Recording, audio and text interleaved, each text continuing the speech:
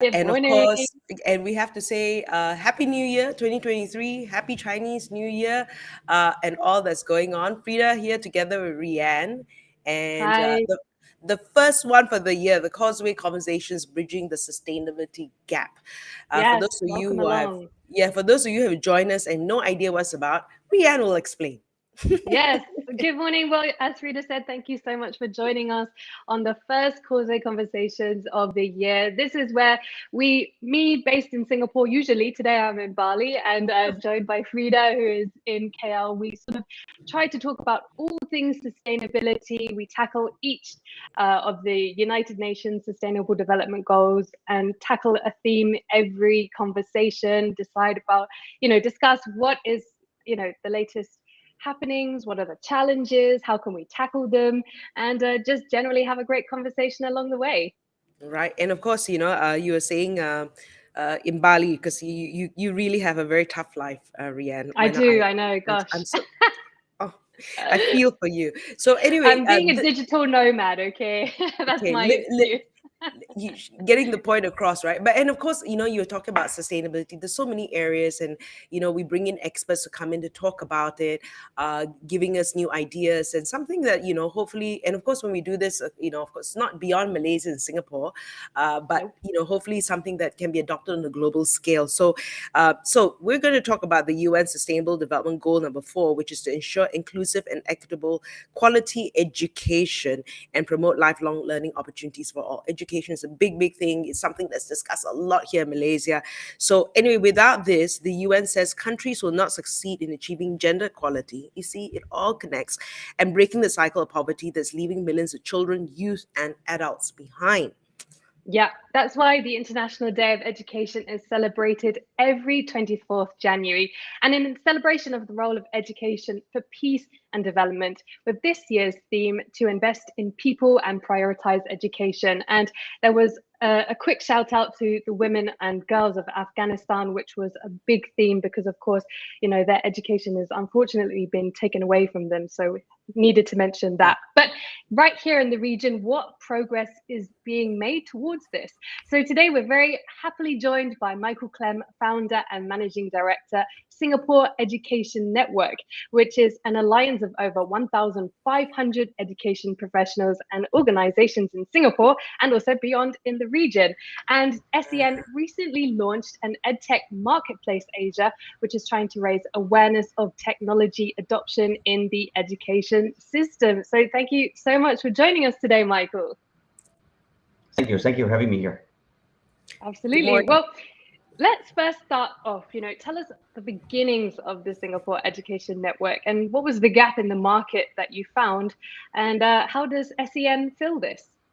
Oh, well, I'll have to explain the story, but first of all, let me just say, because some people then say Singapore and then say a foreigner here. I've been in Asia for over 2 decades, and I've been in education for over 15 years in different countries. So I got a bit of a regional perspective, and the origins of a network, of a Singapore education network, started when I was working for NUS, the National University of Singapore here in Singapore.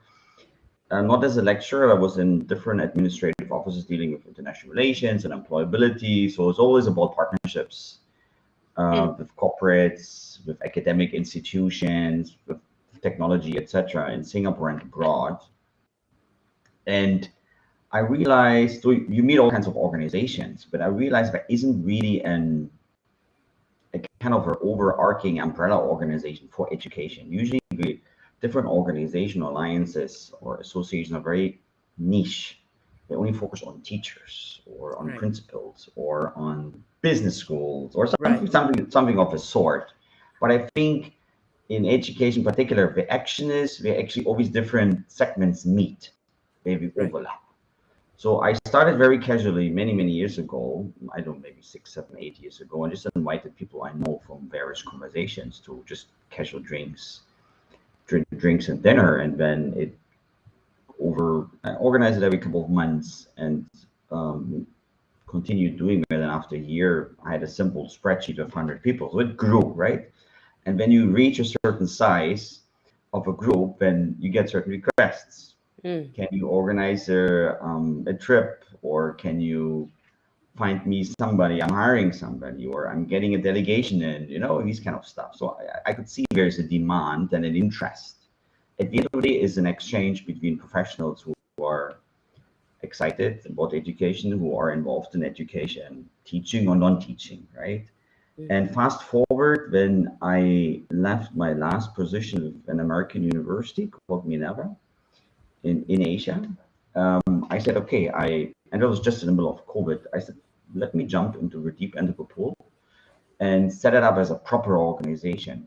So I set it up as you rightly mentioned, as an alliance of education professionals, as a community builder, and we build all kinds of different services, and that's a concept, and this is where we are right now. Right. And, for people who just joined us, if you have any questions for Michael, feel free to just pop that in the chat, right? And it's interesting what you're doing, and Michael, and then coming from Malaysia, when you talk about education, I guess you're covering beyond Singapore, but I fail to see how Singapore has an education issue coming from Malaysia, right? And what that said, right?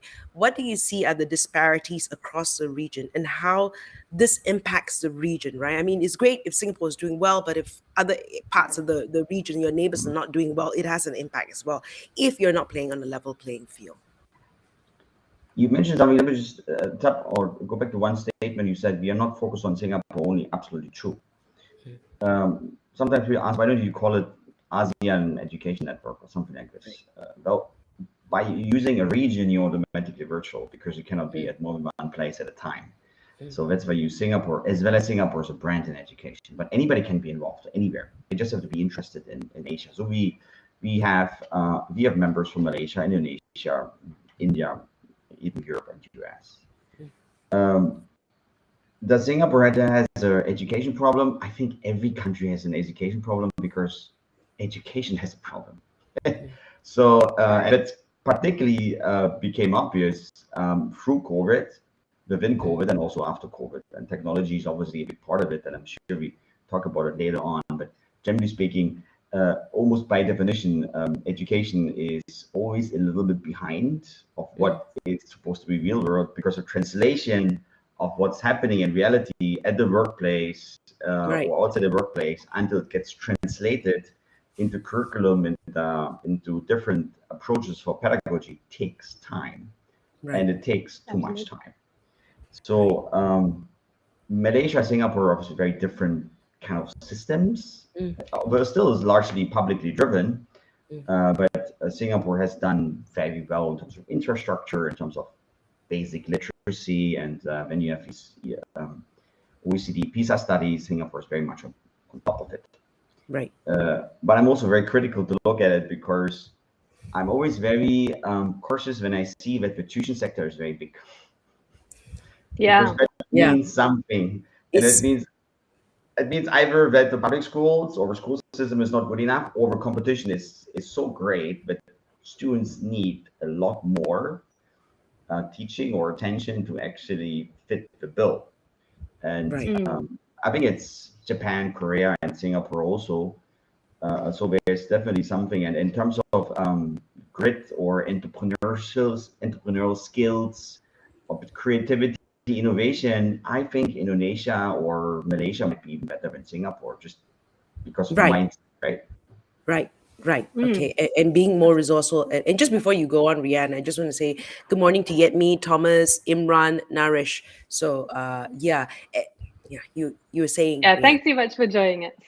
Yeah, no, so I mean, that's really interesting, everything you brought up. And of course, the Singapore SEN membership is free and offers various complementary services. Now, that's something that really struck me. So could you share more on the services which you provide and why you wanted to make them gratis?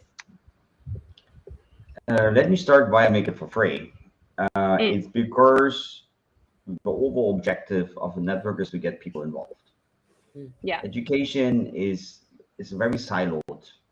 Yeah. So I work in a school, or I'm a teacher, I'm a professor, I'm a lecturer, or I work in technology, I work in a ministry. There is not too much of interaction. It's not black and white, obviously, but isn't as much interaction as in other industries. There's just more collaboration between these different segments. And I think we wanted to break that apart. And it does not start with you asking for money. As simple as that, right? And to get people involved, I think, and building a community, I think it's important you provide, of course, useful services, Right.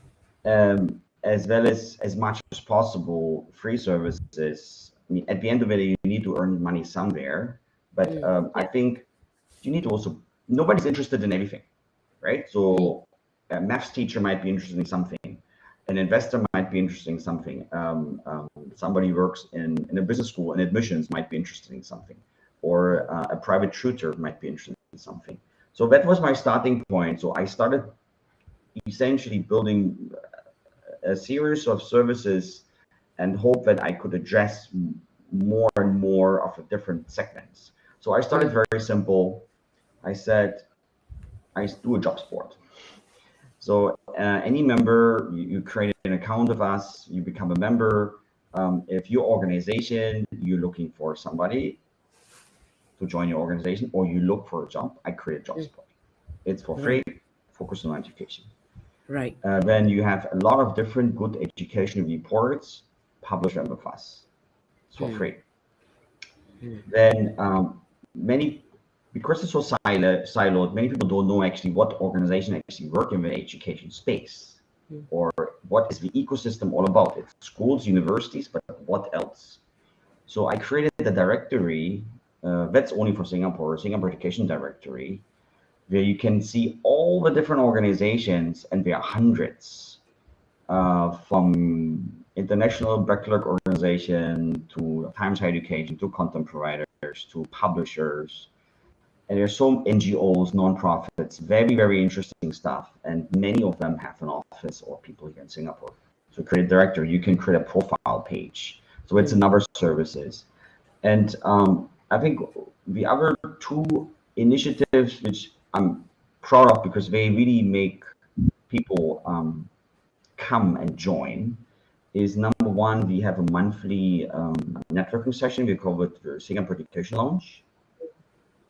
It's a free and easy session with a bit of content, but generally networking. Anybody welcome. And we always have a host, goes around town. Right. We have a mentorship program for students. Students is a pro bono. Students who have a project in education and they can talk to a mentor.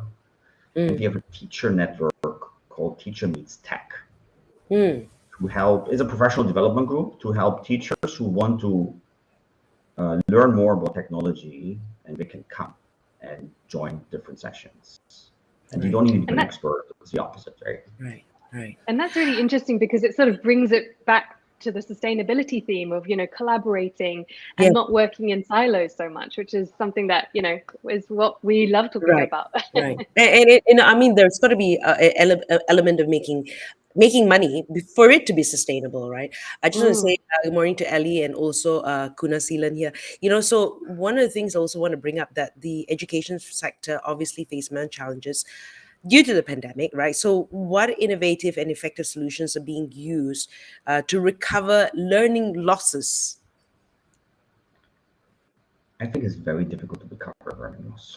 First of all, if you lost 1 or 2 years, and I don't know if you have school children, or children or kids or friends who maybe went to university. And I mean, I have a friend who theoretically studied in Australia for 3 years. He spent only half a year there, or 1 year out of 3. You cannot recover that, as sad as it sounds, right? So you sit at home pretty much, right? And you have remote learning, and then sometimes at all times. It's very, very difficult to recover, I would say. It's an intention. What we can do is to improve a system I don't want to talk about the next pandemic, but at least use the time and the obvious understanding that change is absolutely rampant and absolutely necessary to improve education. So to recover learning losses, and I think the scenarios are very different. You talk about Singapore, you talk about Myanmar, if you talk about or Africa or Indonesia. So I think it's very hard to answer that question if you don't focus on a particular country. But just in general terms, the whole number one, the whole awareness and recognition that remote learning can be done is not second grade. Right. I think that's a really critical piece. And not everything can be done online. I absolutely agree. But in the past was, oh, I went to online university. Okay, then you stand in the corner, you're the last one to be interviewed. I mean, I simplify a little bit, but that's pretty much what was, or many companies would look at them actually. That also increases great accessibility. And of course, there's a lot more tools now where you can cater to specific students who might be lagging behind certain skills, or they just learn differently, or they learn slower.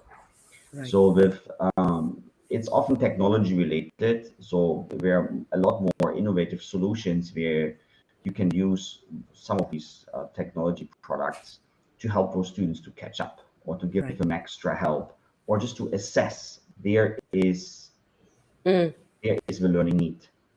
Yeah. Just before Ria goes on, I was just saying that like my son in the first year at university was at home, right? And he would have missed out the whole. And it's not just about the education; it's also the networking, the interaction, and dealing with people. So that was one thing. And Claudia here commented on LinkedIn, and the emotional damage, right? It has an impact. Absolutely. Yeah, totally. But now, we're in a bit more of a, hopefully, let's say, positive area. We're seeing, students coming back to classrooms. But let's just focus on now, with that part of the pandemic being over. What are the current challenges that education professionals and organizations are facing? In Singapore and the region, we're also seeing, as you mentioned, technology and the rise of AI and stuff like that. How does that come into play? Well, the list of challenges is very long. I would distinguish them between urgent or very important and less important. And I think talk of a town and probably talk of a year. Let me start with this one, is the launch of OpenAI, Chat GPT. I don't know if everybody heard about that, but that's essentially it's a super brain, it's a superpower challenging Google, where you can ask all kinds of different questions, and you can ask for marketing plan. You can ask a simple historical question, and that chatbot literally gives you a very succinct, only humanly written answer. And that can be applied in many different industries. But the biggest splash and the biggest threat to the current system is in education, because we access students in many ways by written essays. And that Chat GPT takes over a job and does it very, very, very well, right? So that is a big challenge, but it's also an opportunity. I mean, some countries banned it, Australia banned it.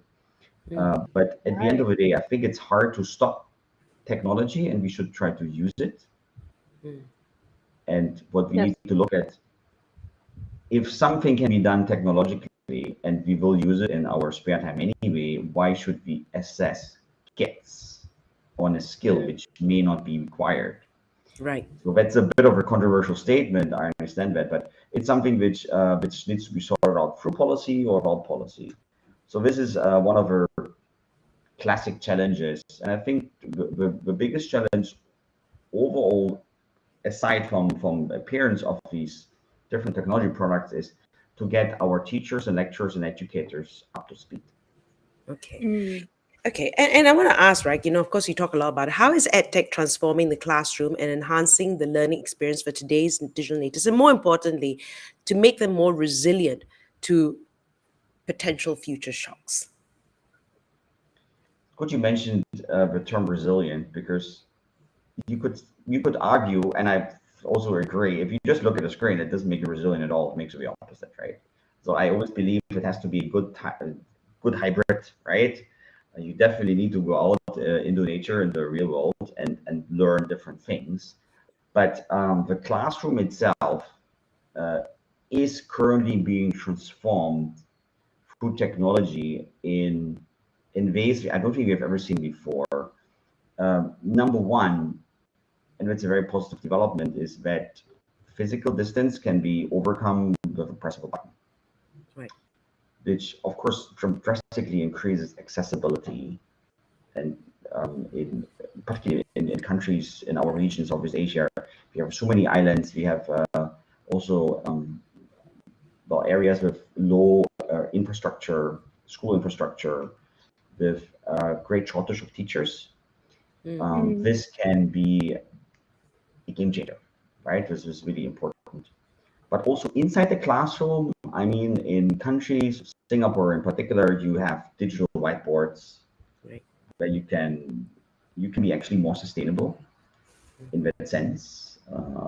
It's also much easier through technology in the classroom to cater to certain students. What I mentioned before, somebody who's a bit slower, somebody who's a bit faster. But I think the potentially biggest advantage is that it can take away very, very time-consuming tasks of teachers, where we spend a lot of time with.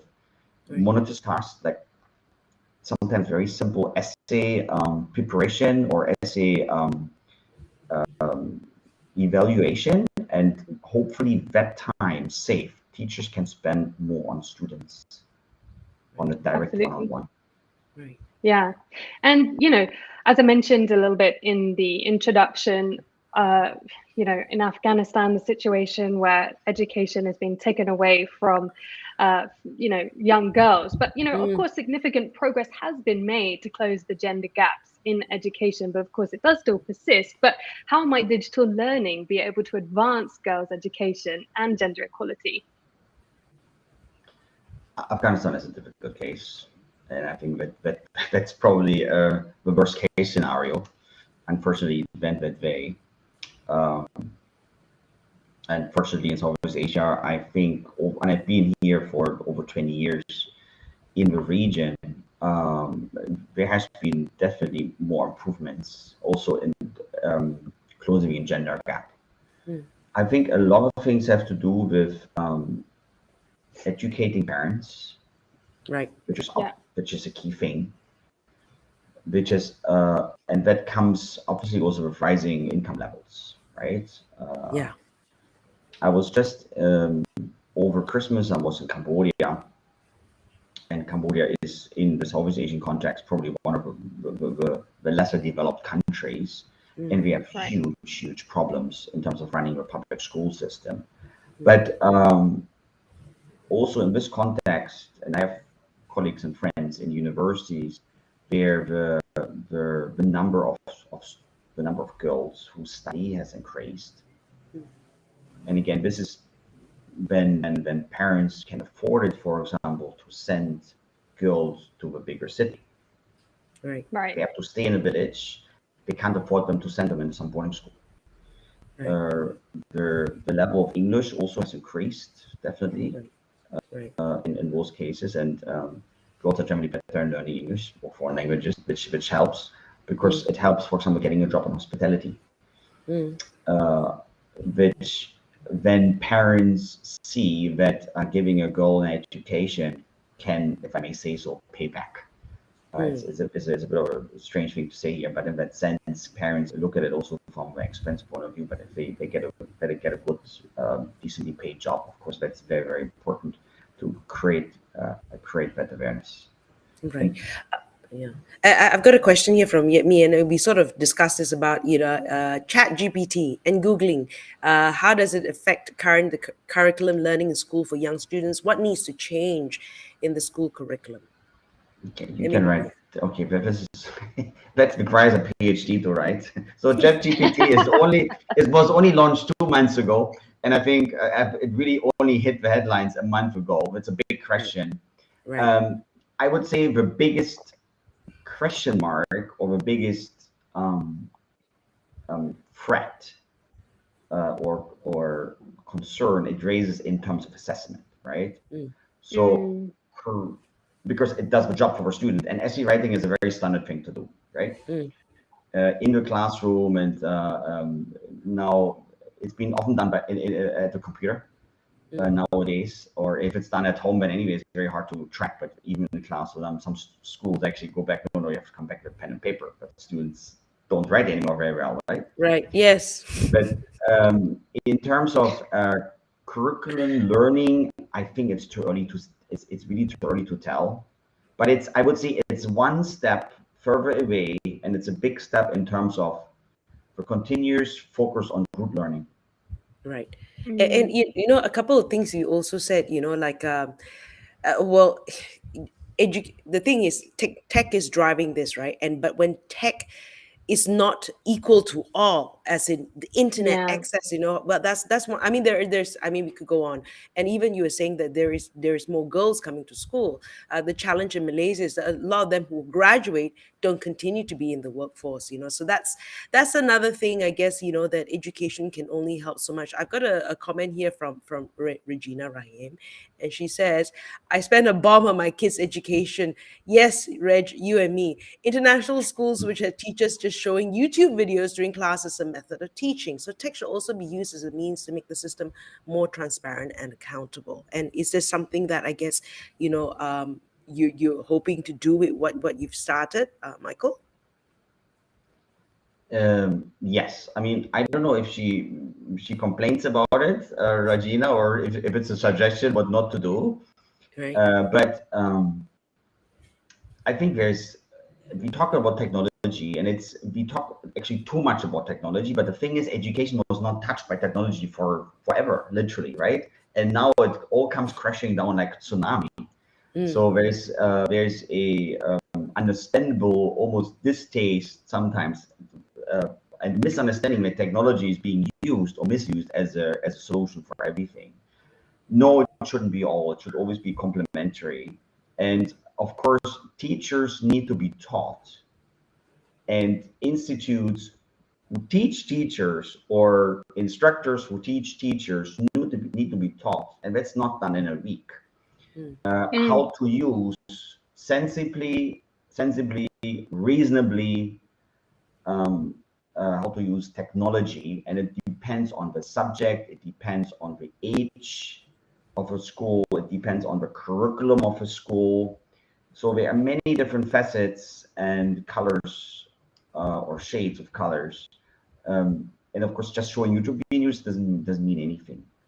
What Well, I think would be the best is that students use technology more as preparation for class or as a follow-up.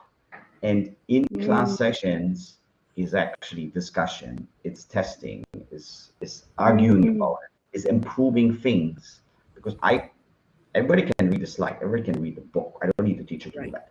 Right. But yeah, recollection, explaining, emphasizing things, highlighting or criticizing, analyzing that, to do that in a discourse, to do that in a group setting, I think that's a real critical skill to do.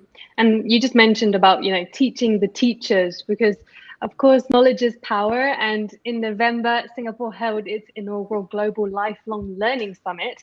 So are Singaporean workers, and maybe also around the region, are they embracing lifelong learning? And how can this create a more relevant, future-ready workforce? Singapore stands out a little bit, in many ways, but also I think in lifelong learning has been one of the top priorities for Singapore government for many years, over a decade. Yeah. And it pretty much boils down to putting money on the table, number one, and setting up a system to subsidize but also encourage. Because lifelong learning in your 30s, 40s, 50s is not an easy thing to do, especially when it comes to kind of formal learning. Right. So Singapore has a Yeah. skills future movement or fund. You probably know about that, which gives every Singaporean, if you like it or not, you get credits. You can use that. It's pretty substantial. So you can use it for literally. You can learn coding, but you can also go to a cooking class. Right. Which is Right. fine, because the government doesn't tell you what to learn. It just wants to instill curiosity and the ability to learn, maybe because you haven't done it for 10 or 20 years. So the joy, and maybe use it purely for your private pleasure. And that's, I think it's nice, it's cool. Yeah. And then it comes to more formal professional learning. There is a skills wallet. So it's a digital credential wallet, so you can share it, so your employer can see it. You can take it with you all the time and never lose it. I think there's all critical infrastructure pieces which makes it important to be adopted. Having said this, still not everybody does it. There's Right. still, yeah.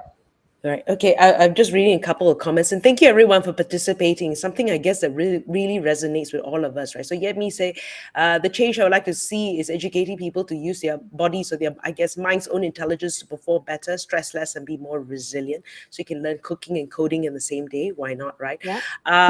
Thanks for Munir, the comment, and also Claudia says it depends on how much one's energetically involved, understanding the future impact they can make, and learning is always possible. We can create new neural pathways until the end mindset is key. And I just want to, I'm mindful of time. I just want to ask you, to ask you from a John Lennon's perspective, imagine, right?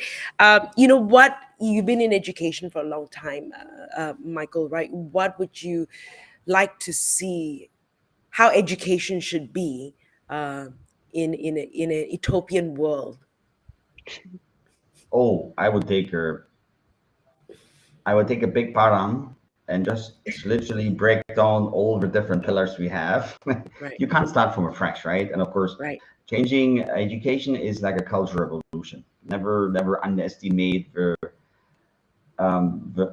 power of culture in that context. When you talk about children and students, you always talk about parents, and they always come from an old system. So, and I'm part of an old system, obviously too. But having said this, I think there is sometimes too rigid structure in terms of school, and when you either go vocational or you go applied, or when you go to university or you do a job. So what I would what in a utopian world, I would say that there are tools to assess people's skills, what they have. They also are assessments how a person learns best, which can be Right. entirely different, because at the moment it's usually one size fits all. And I always give a good example. When I worked for NUS, and I had some students, they did computer science, and from their skill set, because they did all kinds of things when they were at school and their private stuff, and they had a Google certificate and blah blah blah. So essentially, they could have jumped straight into third year. Right. But they couldn't. They couldn't. Right. So they wasted 2 years doing things, learning things they already knew. And that's where you see some students, being rebellious because they're bored. Right. So, interestingly enough, there was a news article on the BBC which I read the other day, which I think it was definitely a toddler who had just been admitted to Mensa because he had, I think I didn't know how many languages he could count to 100, and he taught himself to read. So it's interesting you mentioned that. And in this same context, I think education is too brand conscious. It's crazy brand conscious. It's like a fashion industry. Right. I pay 3 times more, right, because there's a logo on the certificate which is more well known, but actually I've learned exactly the same thing. Yeah, there is no quality difference, but the quality difference you can only figure out if you know what the person is really capable of doing afterwards. So for this, we need to have a system, technology, whatever. But people pay crazy amount of money for something which we could actually get around the corner purely from an education context for much cheaper. And that, of course, creates a 2-class, 3-class, 4-class society in education. Too brand conscious. Brand conscious. I like that. Absolutely. Well, thank you so much for joining us, and thank you to everyone for your questions and contributing. It was a really fantastic discussion. Today was National Day of Education, and we were joined by Michael Klemm, founder and managing director of the Singapore Education Network. Thank you so much for your time. We appreciate it. Thank you. And happy Chinese New Year for those of you. And thank you for joining us again. We'll be back next month. Don't know when, but we'll definitely come up with something. Thank you, everyone. For the next Causeway conversations, have a great sustainability weekend. gap. Okay. Bye. Thank you so much. Excellent. Bye-bye.